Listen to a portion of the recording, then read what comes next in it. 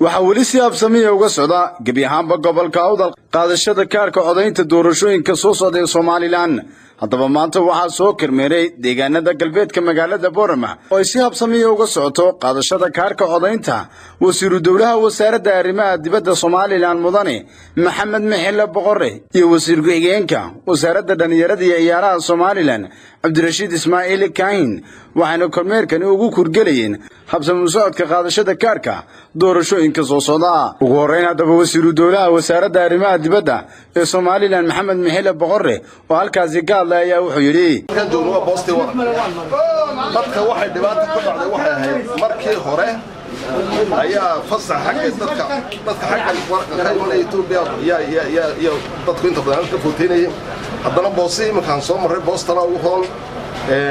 walaal shaqaaluhu si fiican bay u shaqeynayaan odayaashuna si fiican bay u shaqeynayaan hadii ay baydmo waxaan aad u rajaynaynaa in kaararka la qaato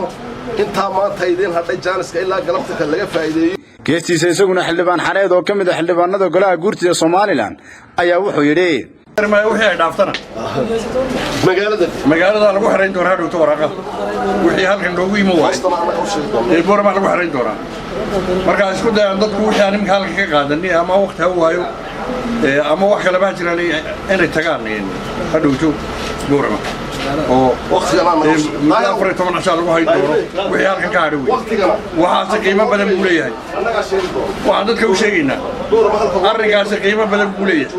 ugu dambeyntii waxaa halkaasi ka hadlay wasiir ku-xigeenka wasaaradda dhalinyarada iyo ciyaaraha Soomaaliland Cabdirashiid Ismaaciil Kaahin waxaanu ka dhawaajiyay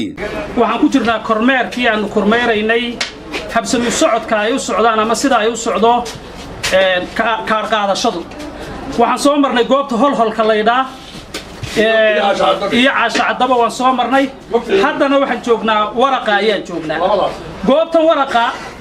labadii goobood ee aan soo marnay hore way ka fiican tahay laakiin waxaan leenahay sida ka sii dheereeya baanu leenahay sida uu xildhibaanku sheegayna waxa la geyn doonaa Boorama la geyn doonaa wixii soo hadhay kaadhada marka 14 cisho dambe yaan laga hadhin. isku soo wada duuba waxaa si absamiya u socda qaadashada kaarka codaynta doorashooyinka soo socda Soomaaliland. Xuseen Caataye Jama telefishinka caalamka Universal TV magaalada Boorama.